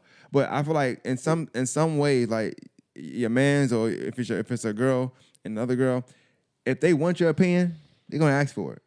Women are good for that. I will say that. I've heard women conversations sometimes. They're good for what you think. Like, their dialogue is more, I'm gonna say this, you tell me what you think, kind of basis. Yeah. But I just been around people, and I'm not saying this everybody. I just never heard the woman be like, you shouldn't do that. Now, I've had a girl tell me that her friend cheated one time, and she was like, I told her she shouldn't da-da-da-da. At the time, I believed it. Mm-hmm. You go through life, you go to experience, and I'm like, I don't know if you actually said that. You know what I'm saying? Because I don't know if you actually told her, like, she shouldn't do that. Unless you told her afterwards that she shouldn't do that when she did it. It just sounds good. It sounds great. Yeah. Sounds great. But if you're being real, I'm not saying that anybody bad people. I've had my first situation where somebody was out with somebody. I'm like, I've talked to her, right? Why didn't tell her? I can't really get mad at you for not telling her that because that's your friend. Mm-hmm. But that's also why when I'm dealing with somebody, I'm not friends with your friends, bro. Why don't I like my friend? Why would I? If somebody that you talk to come around and they're around each other, you think she gonna tell you don't mess with him because of Maine? Hell no. Nah. You gonna have your fun. Yeah. I don't want to hang around that. You know what I'm saying? I've been to really knock somebody out for real. But you know what pissed me off? Is that they want us to hold our friends accountable for cheating and goddamn lying and doing all this extra shit. But these bitches ain't holding Meg accountable for that shit. Yo, they going in online about that shit. Like, yeah. So I know she got a documentary out, the Meg. Okay. I'm not gonna watch it. I haven't watched the documentary. I'm not going to watch it. This is about to be the worst review of a documentary ever. You know what I'm saying? I'm not even talking about documentary. I don't want because this other thing I'm seeing. What I'm gonna say is this: I'll be 100 when it comes to Meg. She can rap. I don't care nobody say she can rap. She's decent. Like her new song fire as fuck. I'm saying she's decent. Fire. She's a phenomenal rapper. Correct. She's a good rapper. Great rapper. She's beautiful. She's pretty. She's very attractive. Sure. Nah, she's attractive. I'm not gonna take that from her. She's attractive. She's attractive. If she dropped a twerk video today, I'm gonna watch it. I like when she dance. Yes. Me too. I have nothing against it. Cause I see people saying something like, "Oh, she's too sexually dominant." I don't have no dislike towards her. Nah. But I'm not gonna sit here and act like I like seeing bitches naked. I'm with you. I'm not gonna sit here and act like I'm not gonna sit here and act like the whole thing with the Gayle King interview. Like I see that's a big thing now. Like everybody trying to make it right for her, I guess saying because she lied and saying she didn't do it. My thing is this: that interview is for a look for a trial. So you said something earlier, you like, we got this public opinion. That interview is to get that public opinion vote to go with me versus this person. Mm-hmm. All right. So when you lie, because we all know she lied. Well, she said it now. But when you lie, we knew before. We knew then. Yeah, we knew then too. But the thing is, that's a conscious decision to do that. Correct. That's a conscious, because whether you say yes or no, it really shouldn't have affected. If he really did it, he did it. That's just it. You know what I'm saying? Mm-hmm. But I think people are thinking like men don't like her because of Tory. Trust me, I'm gonna tell you right now. I can't speak for you. I like his music. You never heard me talk about Tory like that before. I like his music. But if he did something, he gotta go to jail. That's on him. I ain't gonna do with that. If he did something, he gotta go to jail. Cool. That's on him. Oh no, don't get me wrong. Free Tory, because I don't think he shot her. But if he did shoot her, and I'm wrong, and I can be wrong, I've been wrong a million times in my life, then that nigga don't need to be out here with us. No, if he running around here shooting women, but he don't need to be out here with us. People keep making it about that. I know that's a big thing. All I'm saying is because her thing was like, she went through this, she went through that. She felt like the world was against her. All these comments. I agree with the commentary. A lot of men are making very strange commentary towards her. Only thing I can feel like I'm on the same page with her is, yeah, she lost her mom. You got a mom, I got a mom. Correct. I can't imagine losing my mom for one. I'm dealing with that a little bit now, but I'm saying losing your mom and being at the height of your career and moving forward, it gotta feel lonely. I get that. Mm-hmm. So a lot of things are probably intensified as far as like what you feel and how you feel. 100% I understand that. I ain't got to watch a documentary to get my feeling on that. But even that is like, I feel like a documentary also is also a public opinion thing as well. She's still fighting that, hey y'all, come on my side kind of thing. Hey, she is who she is. She's staple. She's a great artist. She's a dope influence to certain women, depending on what you into. What she aspires to be. She seems smart. She's educated, all that stuff. Like, she got a good thing going for her. I think she's spending too much time on that one part of her life and just move on forward. Just move on from it. Easy for me to say, but I feel like she's staying too much into that. And every time she's coming out, that's becoming a thing. To what we talk about Tory every time. He's so attached to her, and I don't understand why. If that happened, cool, let it go and move on. You know what I'm saying? But when I seen women mainly talking about how it was okay that she lied about that, it's like, if you lie to somebody, you know what I'm saying, they don't believe you ever again. If you lie, but she did it's okay now because he's a midget or he's short. Mind you, a lot of these motherfuckers were liking Tory Lane before it happened. He wasn't this ugly person, all that stuff. I ain't saying he is, and I'm just saying a lot of women were attracted to him because he's selling records. Men not buying records. So he was selling records. He was getting money. He had shows. He had some sex appeal. Like, men not giving that. You know what I'm saying? So that's my only thing. I feel like it's becoming like people think they gotta choose sides. And you can like both. I like some Meg music, I like Tory music, whatever. And you go from there. You don't have to dislike her because she was a victim of a situation. Whatever happened, I don't care. But I think the documentary is like, she just keep pushing for a certain narrative. Fuck the narrative, do your thing and keep moving. Bro, can I be honest? There's a pattern of deception here. She has lied over and over and over and over again. The only person we have not caught lying is him. What did he say he shot her? He said he... Okay, you want to be honest, bro? Because you say you... I think the friend shot her. I've been thought that. I just feel like... It's a closed case, I told right? you, I could be wrong. It's a closed case. I feel like I could be wrong. But the reason why I feel like the friend shot her is the same reason with the Young Thug shit. For those of you who don't know, the biggest piece of evidence that they felt like they had in Young Thug's case was they felt like, and all this is alleged, I'm not a fucking Facebook policeman, all this is alleged, they felt like they got clear evidence of YSL Woody killing Nut. And they gave him immunity, and they wanted him to get on that stand and say he killed Nut because Thug and what's bro name? I don't know why I'm having Lucci, my bad. Thug and Lucci been beefing since the beginning of the time. That's what they wanted to do. Let's look at the Meg and Tory case. It's the same shit. They gave Shawty immunity because they thought that they had that piece of evidence. That's why I feel like she shot Meg. I know a little about the law. I ain't saying I know every single thing, but I think in that instance, if you're a good lawyer and that's what they're doing, whatever, then she should have said that on stand. Now I shot her. Case closed. He go home. I think so too. I 100% think but so. But I don't think she said it because of loyalty. In the YSL, Woody never took accountability or never said that he shot Nut either on stand. He wasn't supposed to, because that would have hurt Thug. Okay, that makes sense. I can see it, but he had to say that Thug was the reason why he did it. We know now that Woody did his own shit to that man. He robbed him. That was their top evidence. Their top evidence was gotcha. to tie all that together. So the first time he did that, you know what I'm saying? That was like, bro, that was the one they had. Yeah. That was like the Trump in your back pocket. Like, but they knew they had that one. I feel like, and I can't tell them what to do. I'm all for it if you're a big fan. I'm not like dissing, man. I have no ill will towards her.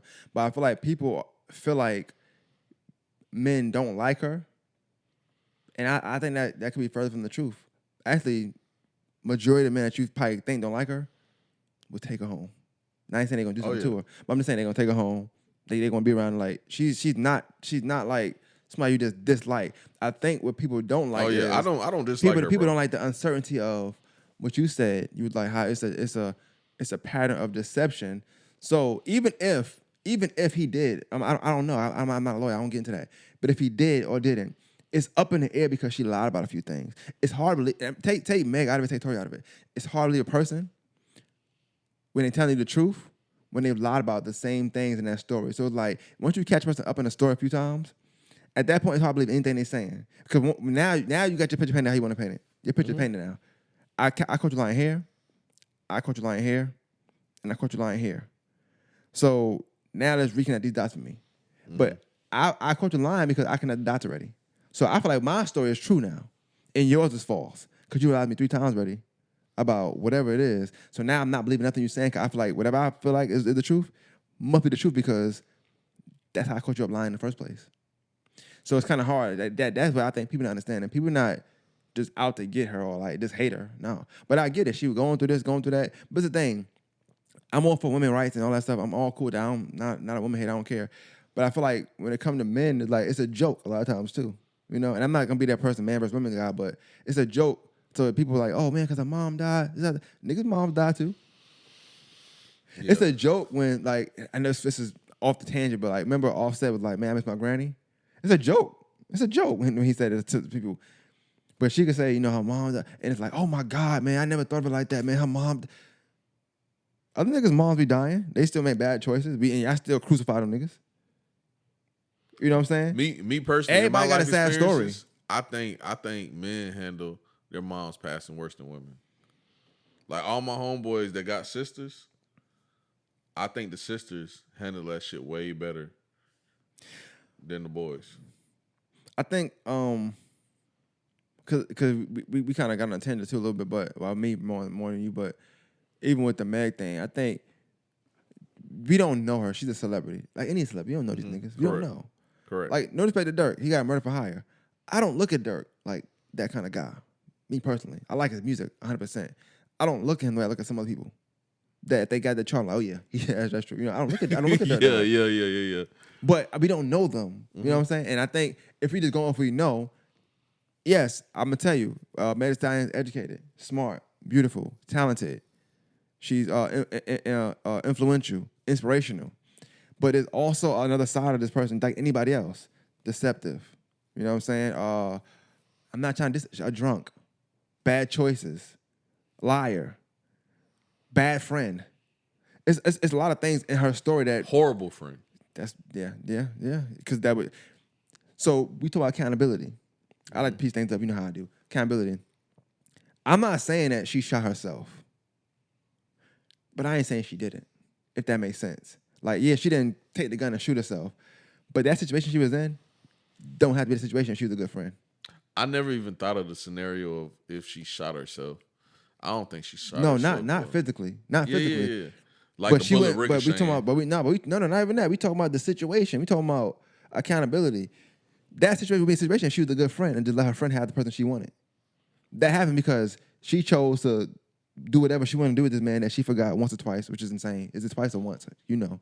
But you know what I'm saying? It's once like, or twice. But we talking accountability. Yeah. I'm not saying that she deserved to be shot. That's what I'm saying. But we started with accountability. You get shot in a situation for something that you could have either had nothing to do with. Your friend like this man. Bro, let me ask you a question though. Because you know we ain't got no girl here having this conversation. Sometimes being a bad friend brings bad karma. But go ahead. Yeah, I agree. But I gotta ask you this question because we ain't got no girl here, so I gotta ask the girl question. Why did Gayle King ask her that shit? It was important to know. It's an important piece of information for that case. Why? Because when you think about it, if you had sex with this person, now we can say, okay, cool. It becomes domestic at that point. It's domestic now. Now it's not like we just cool. We fucking, nigga. Like we get into it. I was inside of you. What's up? You jealous because nigga, you know I agree, but I have to play devil's advocate right now because we ain't got no women here. But Gayle King, as a woman, why would she ask her that? Knowing she already knew the answer to that question. And once again, we great journalist, right? You have to because you can't. Then it's one-sided. That was the main question in that whole interview anybody cared about. Is she gonna agree or tell the truth about her messing with this man? Now, I'm gonna bring something up. I probably shouldn't, but it didn't make it no better when the baby also said, "Hey, I fucked too." But what you I'm know saying that was my favorite moment, right? Oh, you stupid. What I'm saying is, people act like because the baby. Small you know why the baby matter. did that? Why? Nigga, you know what we do as niggas. Nigga, that's a hoe.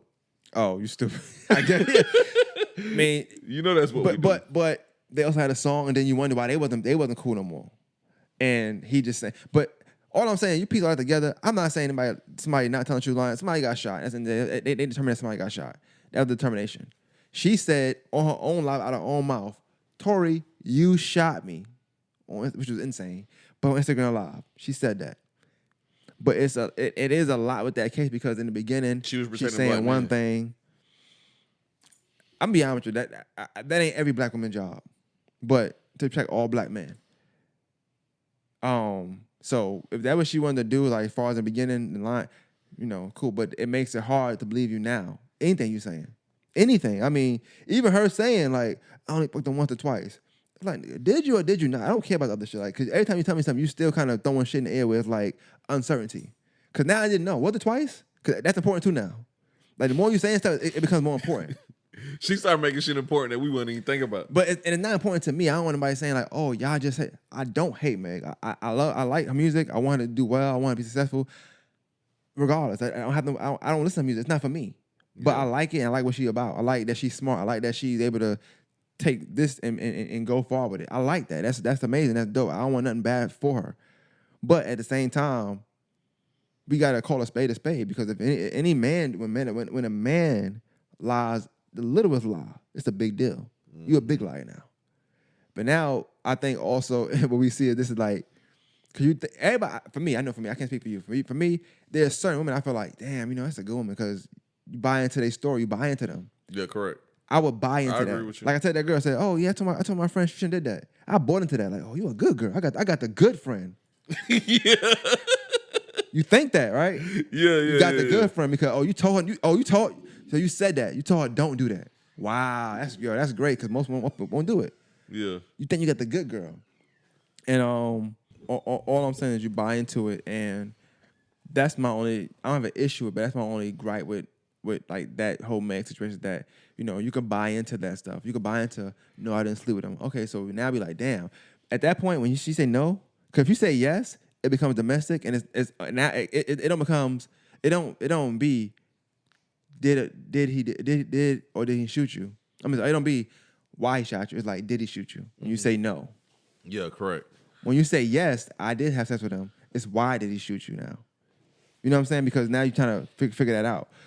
But I also think she had great media training. Like she was walked through how to handle that situation from start to finish.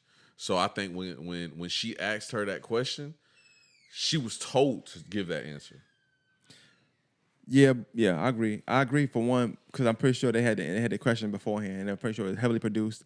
It probably had a lot of stops that we just didn't see, and a lot of cuts that we didn't see. So probably more questions in there that we didn't get. So you following me? But I will say, on the flip side, not to make about him, but Tory did a horrible job during that time. Horrible. So horrible. I would have did no interviews, no music is dropping. I'm gonna do my shows, and I'm a like she did, and I'm getting on the stand. You got to if you didn't do it, yeah. If you want to prove you didn't do it, yeah. That's one thing because women be like, oh, y'all just be jumping on Tory case because y'all team man. Nah.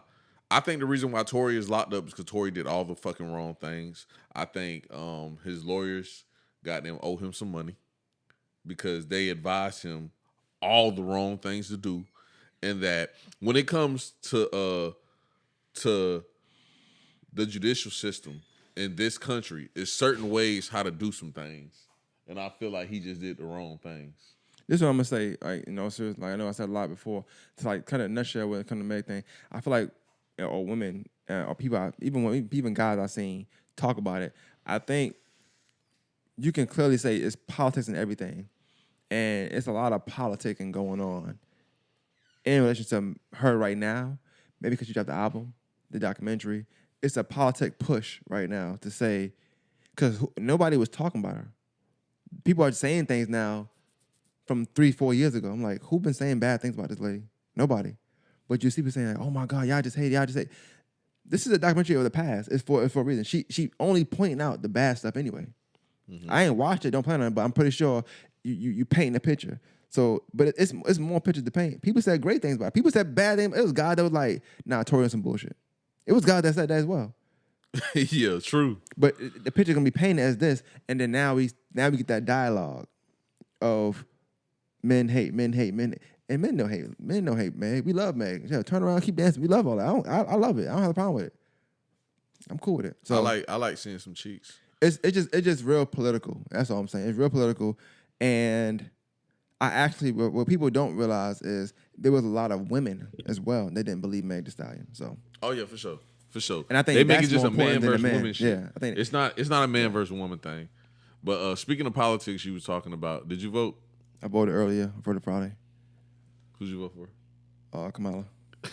Why'd you vote for Kamala? Trump's an idiot, bro. You don't think Kamala is neither? I can't call her idiot, but I think this is the worst political election of all time. Nah, Biden and Trump was worse. I think this one worse. Kamala's better than Biden. You think so? 100%, yeah.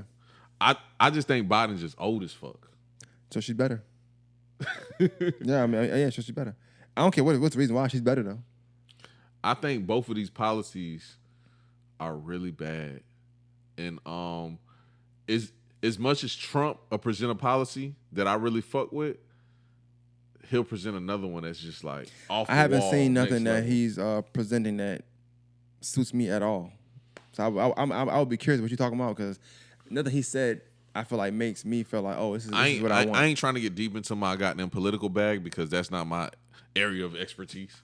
Yeah. You know what I'm saying? I'm a business nigga. I'm not a fucking her either. Nigga. I'm not saying her either. The loans is one thing, but I'm saying you try to do what resonates with you and how you go vote.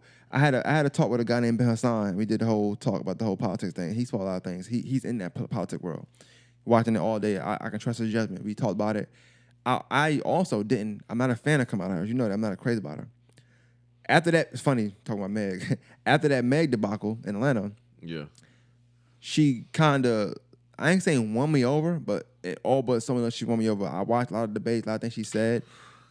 I'm not gonna lie, her campaign was damn near flawless after that Meg shit. I don't know what it was, but that Meg mistake, accountability we talking about, right?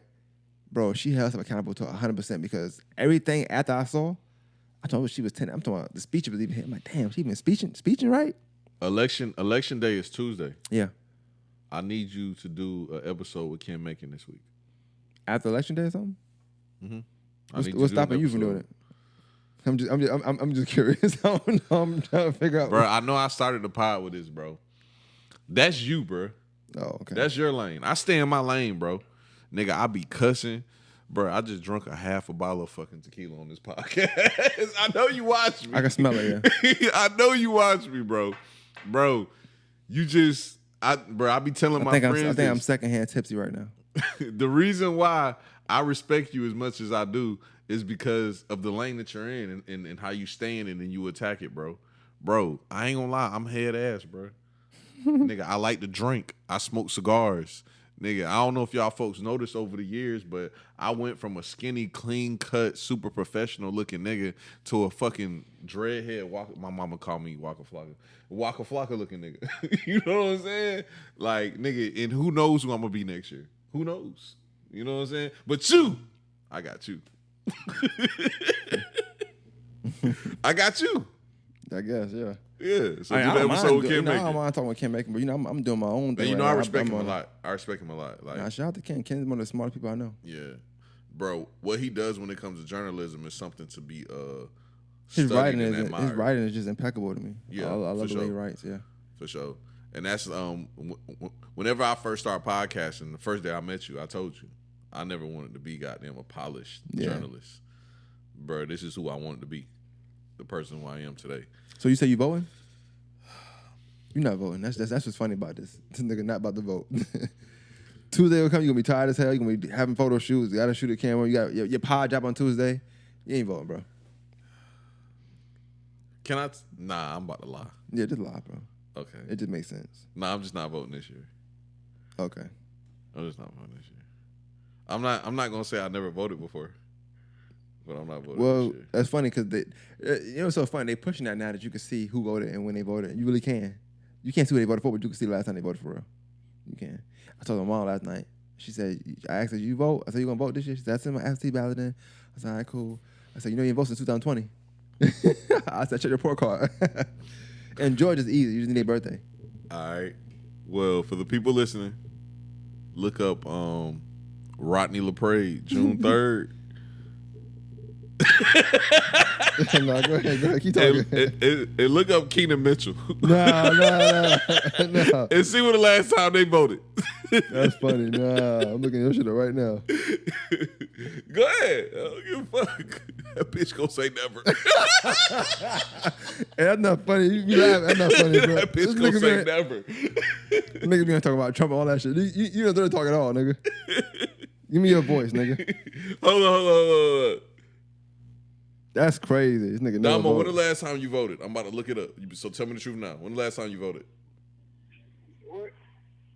When the last time you voted? Voted? Yeah.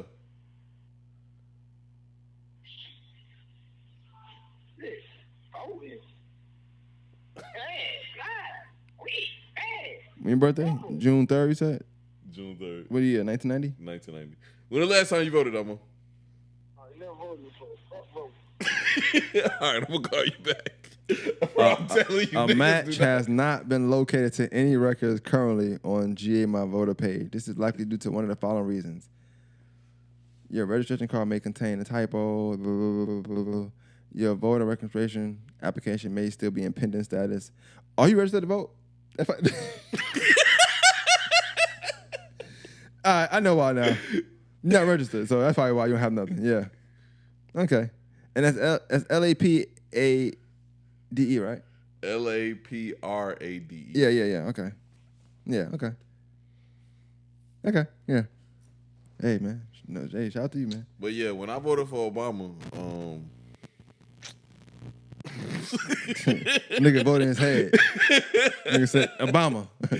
Yeah, TikTok niggas doing that. TikTok, when you do that, like, nigga said, I voted. I did it on Snapchat.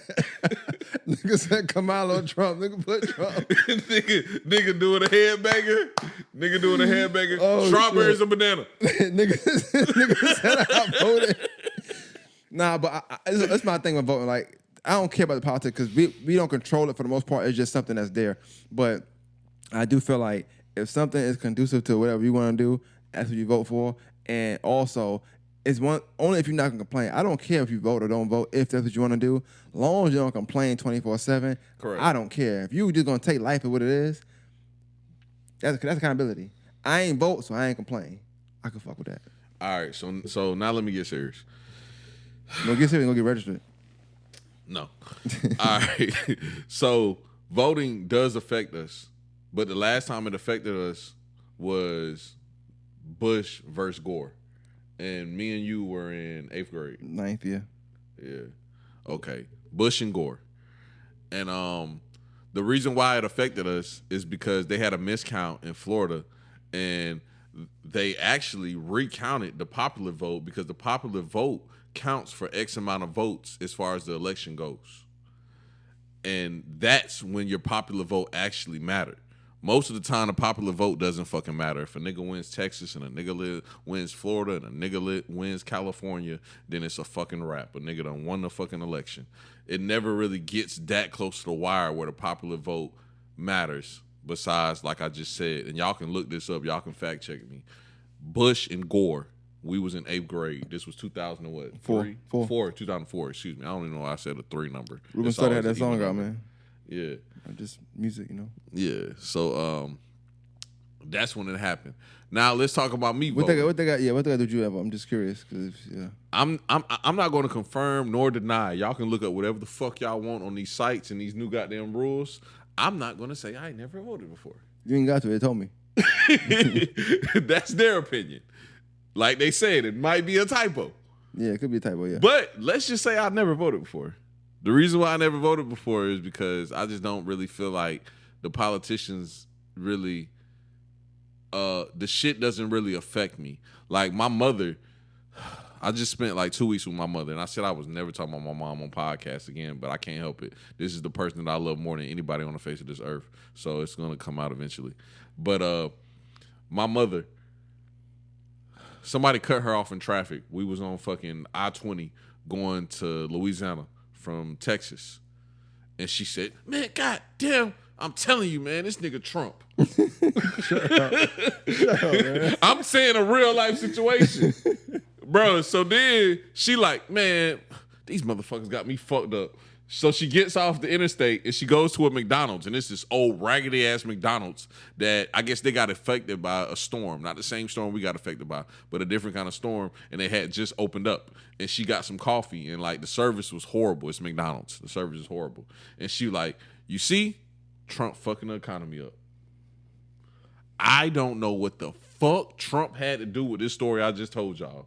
I'm still trying to figure it out. But that's the type of shit that goes on. Because for some odd reason, our generation have been brainwashed to be Democrats. I don't know why. I don't know where that shit came from.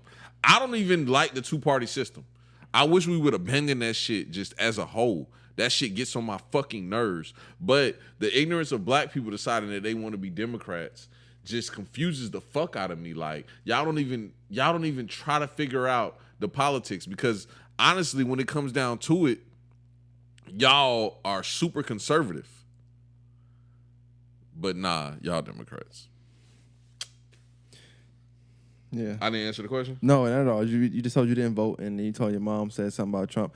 But I know, I deflected. that's I deflected. But can I deflect? But yeah, you can always do that. You know. Thank you. But to shoot your mom some bell. Shout out to Mama LaPray. But for me, I look at like people in general, when they blame the president for local things, they just understand how important local politics is. Trump, Kamala, Obama, Bush, Gore, Clinton, whoever, it's not the reason why your McDonald's is messed up or traffic is bad. You know what I'm saying? Mm-hmm. It's typically your commissioners, your mayor, and you probably couldn't. If I paid some people to tell me what district living right now, they couldn't tell me what district living. Whether it's 1 through whatever, they couldn't tell me what district living, or they couldn't tell me who's their commissioner. Probably couldn't tell me who the mayor is. Who run the city. They probably can't tell me these things. But the more you know that, the more you know that's what really affects you. Everything else just affects, like, on a higher scale. That's just the person in place. It don't matter. Yeah, that local is what matter. So, but I digress. You know, you can't get into that. So you don't vote anyway, so it don't matter. I didn't say I didn't vote.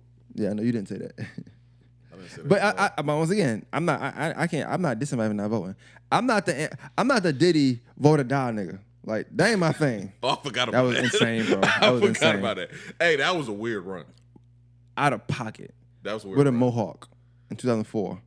With shirts on said that looks vote or like die. I pressured them bitches. Chill. That said vote or die. Chill. They was just red. They was just red and blue. Bro, do you know?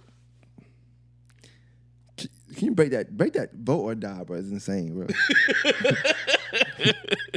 Like, you know how many niggas would be dead right now because they just didn't vote? It's crazy. Hey, not trap or die. You know what I'm saying? Was like vote or die is insane, bro. But like I said, you got to get one to get the other. Without vote or die, we don't get trap or die. Nigga, what was you thinking when you got them was a little kid and you ran home and you got them went wherever you live? You know I envision got them New York being project buildings with a whole bunch of rats and roaches and shit. Yeah. And you got them ran into your spot and you turned the TV on and this lame ass nigga with sunglasses and a mohawk and a vote or die shirt was telling you if you don't vote, you gonna die. How was you feeling? It's hard to tell you because Diddy was never lame until now. You know, Diddy was the man. Oh yeah, he was. Cool. That's for one. For two, nigga, I was 13. I couldn't vote at all. Yeah, it didn't matter to me. I was trying to figure out what the fuck he running for. Why I be running throughout the city? Because my dad was driving at the time. He bought me a game or something, and the traffic was backed up because they running through the fucking city. I'm like, bro, clean this shit up. What's up? Took the train for all this. I don't want to be in no traffic. That's all I cared about. But the vote or die thing was crazy. But it goes into the politics. So we talk about everything. So we talking about everything goes full circle. We talking about accountability, which is a great topic you pick. Accountability, the Meg Thee Stallion, the YSL, Durk, politics, all that is a play. But I be wondering, okay, who was eating off this? Because it's somebody eating off this. And if it was Diddy, it was Diddy. Because vote or die, you don't just wake up one day and say, you know what? I'm gonna push my people to vote today. You're not doing that. You getting money, some campaign bread. You getting something. It's something you're getting. The fact that we talking about this 20 years later, that was 04, 2024. Some kind of incentive. And we remember it like it was yesterday. Nigga, that was a thing. So it just, the Meg thing, people pushing that. Like, you start getting all these narratives now, and like we talk about Meg. Then the album she dropped now we just feeling sorry for her. We having this heartfelt commentary for her, whatever. It's all political, bro. It's all a political push for something. So what can you do, bro? I also was disappointed with I was about to say the Migos, but Quavo and Meg performing at that fucking rally. That shit was crazy. Kamala. Oh, early in the year? Yeah. I ain't know Quavo was there. That's crazy. Quavo was there too. I just heard about Meg. That's yeah. Times done changed, ain't it? and Lil Jon. Didn't hear about him either. Lil Jon was there too. Insane, bro. You know, my thing is always, I feel like I get it because it's a rally, so you want music and you want to have that presence there. But like I said, for me, I always felt this with Meg. I'm not trying to cancel her or you know, but she's smart. Like I think she is. She's smart. She could have spoke her words be just as powerful speaking. Kendrick, remember earlier he spoke at that college or something like that. Powerful words, like whether it's rapping, whether it's talking. If your words are powerful, your words are powerful. It's just how it goes. You ain't got to rap every time. Like just like LeBron came for the campaign. They ain't gonna bring a rim out and say dunk for us one time. Nah, I'm gonna speak, nigga. I can speak as well. Mm-hmm. And that I feel like sometimes we get the opportunity to show people, young girls or young men or whatever, that I do this, but this it got me to this, and we can use that as a navigation. But a lot of times they just rap, go twerk. It's just insane to do at that kind of place.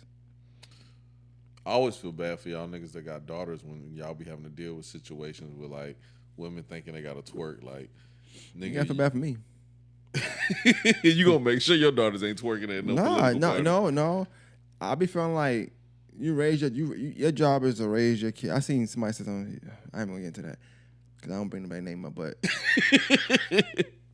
don't get in trouble. I feel like I just feel like you raise your kids the way you raise your kids, the best of your ability, and to what you want them to be. What they become, what they end up being. Sometimes it's a lot on you. Sometimes there's nothing you can do about it, and you gotta live with that. If you did what you're supposed to do, you're gonna be all right. If you didn't, you might not be able to sleep at night, and that's just how it goes. Oh, so I agree. I know I'm doing what I gotta do. I know.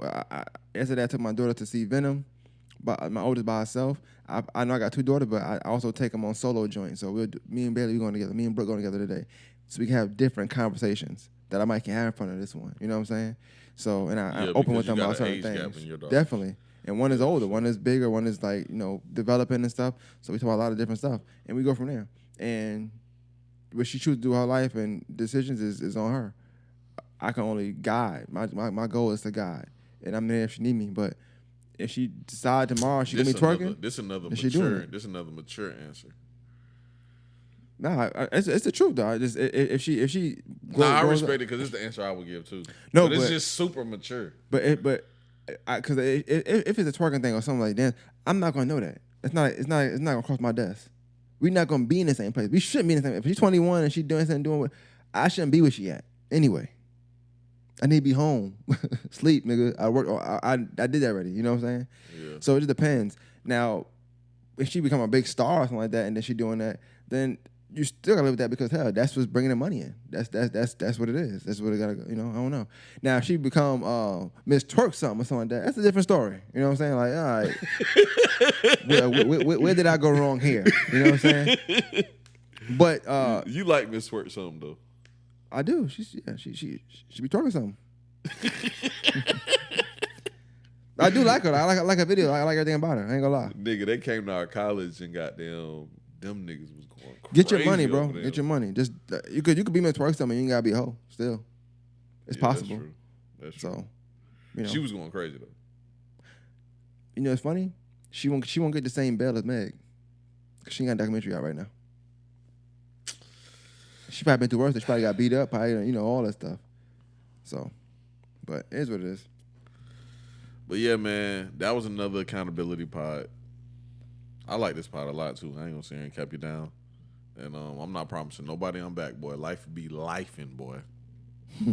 I'm gonna be the most inconsistent podcaster y'all seen in a long time.